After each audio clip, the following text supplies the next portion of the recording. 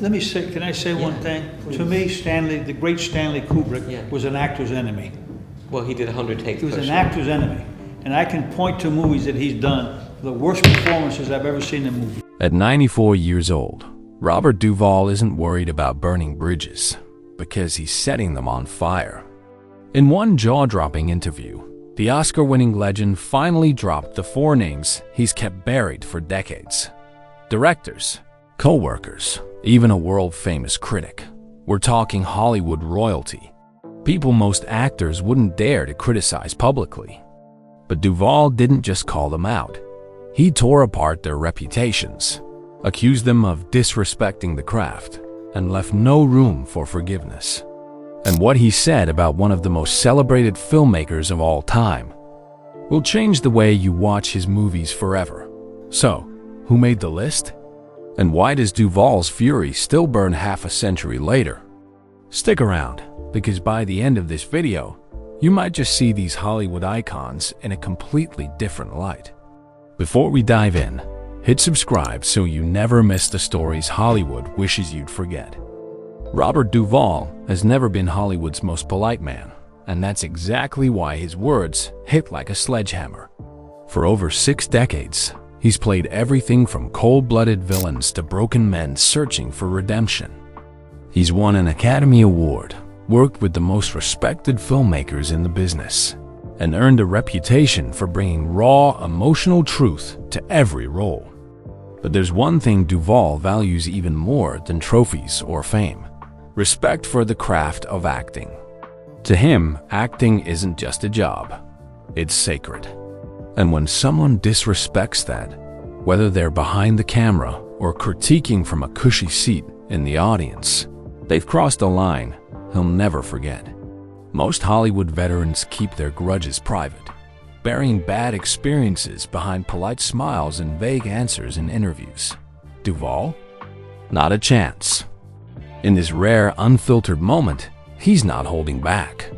No PR team, no polite editing, just the truth, the way he sees it. And when he names names, he's not just talking about personal disagreements. He's making a statement about what's wrong with the entire industry. The first person on his list? A director often hailed as one of the greatest visionaries in film history. But to Duvall, he was nothing short of an actor's enemy. To most of Hollywood, Stanley Kubrick was a genius, a perfectionist whose films were called masterpieces. But to Robert Duvall, he was something else entirely, an actor's enemy. Duvall's criticism wasn't a throwaway insult, he meant it. To him, Kubrick's obsession with shooting dozens, sometimes hundreds, of takes wasn't about chasing greatness, it was about control. How does he know the difference between the first take and the 70th take? Duvall scoffed. He believed Kubrick didn't guide actors, he wore them down. And once they were emotionally drained, they weren't performing anymore. They were just doing exactly what Kubrick told them, stripped of any spark or spontaneity. To prove his point, Duvall didn't hesitate to name examples. He called Jack Nicholson's performance in The Shining and Malcolm McDowell's in A Clockwork Orange among the worst he'd ever seen in a major film. Most people saw those roles as iconic. Duvall saw them as overcooked, forced, and hollow, not the result of collaboration, but of submission. And he wasn't alone in thinking Kubrick's methods were brutal. Shelley Duvall, no relation, spoke openly about the emotional toll of The Shining, including the now infamous 127-take baseball bat scene. But while she stopped short of attacking Kubrick directly, Robert Duvall had no interest in pulling punches. To him, the way Kubrick treated actors wasn't just demanding, it was unforgivable. In Hollywood, there's an unspoken rule: you don't trash legends. Even actors who walked away from a Kubrick set exhausted, frustrated, and emotionally wrecked usually soften their words. They talk about the challenge of working with him or call it a unique experience. In other words, they swallowed the truth. Robert Duvall didn't. To him, respect between a director and an actor wasn't negotiable. A good director might push you, even frustrate you, but they'd never break you. They'd never treat you like a prop instead of a human being. Kubrick's style, the endless retakes, the psychological pressure, the control over every movement and tone, wasn't pushing actors to their best. It was grinding them down until they had nothing left to give but what he wanted. Duvall believed that stripped away the very heart of a performance. A director should guide, not grind down. Inspire, not intimidate, he said. And in his mind, Kubrick had violated that trust over and over again. For most actors, speaking this bluntly about someone of Kubrick's stature would be career suicide. But Robert Duvall didn't care. He'd spent decades earning the right to tell the truth. And Stanley Kubrick wasn't the only name on his list. The next one came from a feud so intense, John Wayne himself had to step in. It was 1969, and Robert Duvall had landed a role in True Grit, the Western that would earn John Wayne his only Oscar. On paper, it should have been a career highlight. Instead, it became one of the most bitter experiences of Duvall's life. The problem? Director Henry Hathaway. Hathaway was old-school Hollywood, commanding no nonsense and used to total obedience on set. Duvall was the opposite, a method actor who valued exploration, nuance, and authenticity over marching orders. From day one, they were oil and water. The arguments started small. A line delivery here, a blocking choice there, but escalated fast. Hathaway micromanaged. Duvall pushed back. The tension was so thick that it began to poison the entire production. And then came the moment everyone on set remembers. John Wayne, the Duke himself, finally had enough. He turned to Duvall and delivered a warning only Wayne could get away with. If you don't stop arguing with Hathaway, I'm going to punch you out. It wasn't a joke. Wayne believed in keeping order on set, and Duvall's battles with Hathaway were threatening that. While Duvall respected Wayne's star power, he didn't back down in principle. Years later, he still refused to talk in detail about Hathaway, offering only curt lines like, "We won't talk about him." It was clear the wounds ran deep, and for Duvall, this wasn't just a personality clash. For Duvall, the Hathaway feud wasn't just two strong personalities butting heads. It was a perfect example of what he saw as a sickness in Hollywood. Hathaway's style represented an era when actors were treated as replaceable parts in a machine. You did what you were told, no questions asked. And if you dared to challenge the director's vision, you weren't passionate. You were difficult. Duvall couldn't accept that. Acting to him was a living craft, not a military drill. A director's job wasn't to bark orders from behind the camera. It was to create a space where actors could live in their roles. Hathaway didn't just fail to offer that space, he crushed it. And to Duvall, that kind of control didn't just stifle one actor's performance.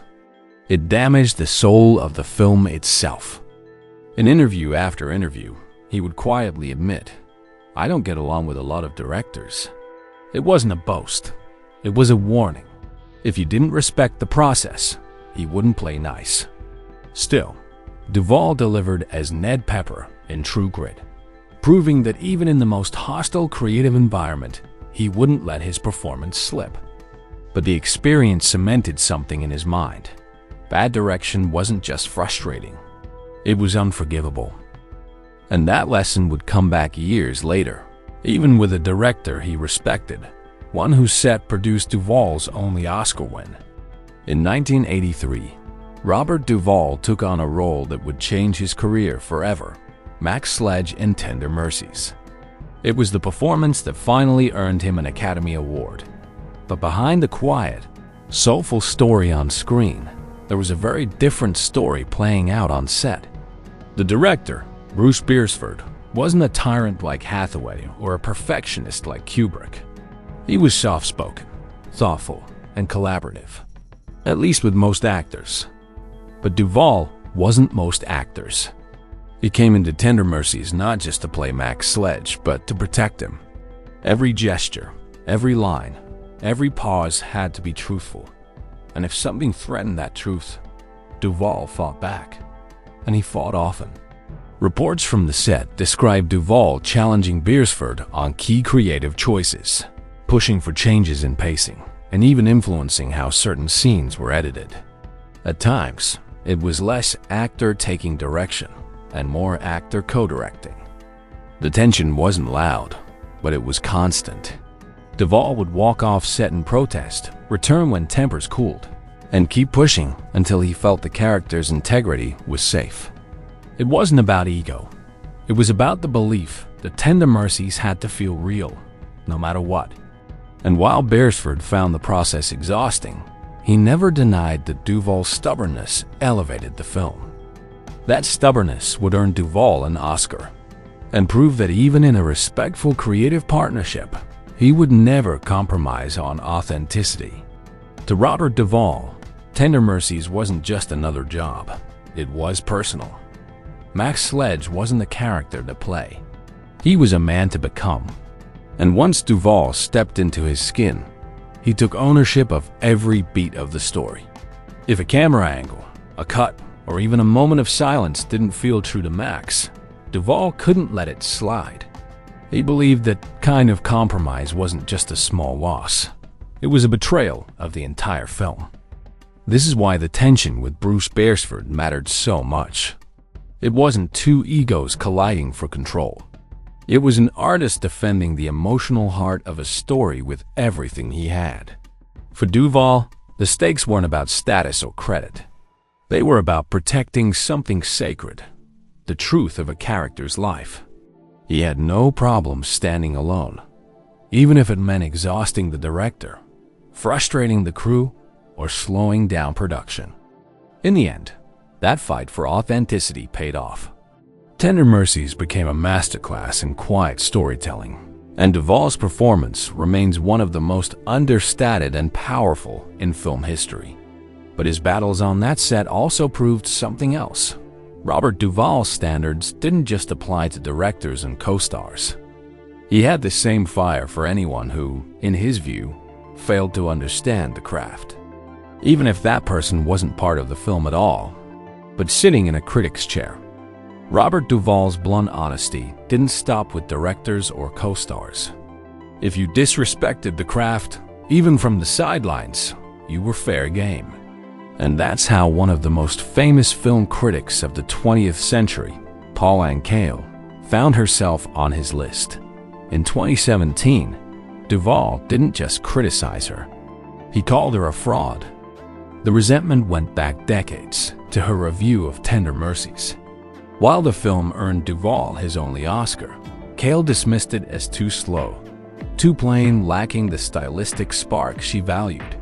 For Duvall, that wasn't just a bad review. It was proof she didn't understand acting at all. He saw Tender Mercies as a quiet, lived-in story where power came from restraint. Kael, in his eyes, had missed the entire point. What made it worse? She championed films like Bonnie and Clyde, which Duvall saw as flashy but hollow. To him, Kael represented a breed of critic who rewarded noise and spectacle while ignoring depth and authenticity. She didn't understand actors, he said flatly. And for a man who spent his life chasing truth on screen, that was unforgivable.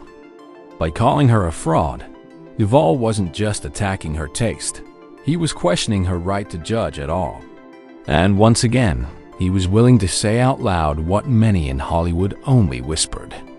For Robert Duvall, criticism wasn't just about whether someone liked a performance.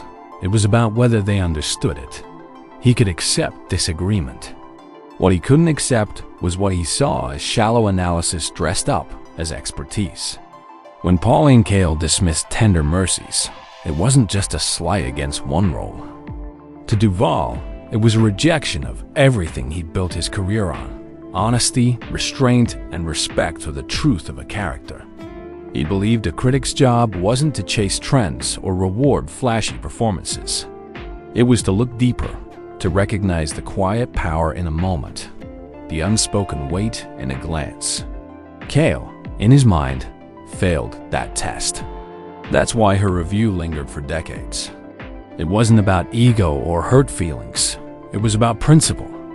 He saw her as part of a larger problem, an industry where style was often valued over substance, and where the people shaping public opinion didn't always understand the art they were judging. By calling her a fraud, Duvall wasn't looking for revenge.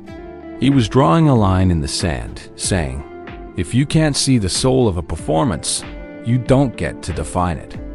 And that belief runs through every clash he's ever had.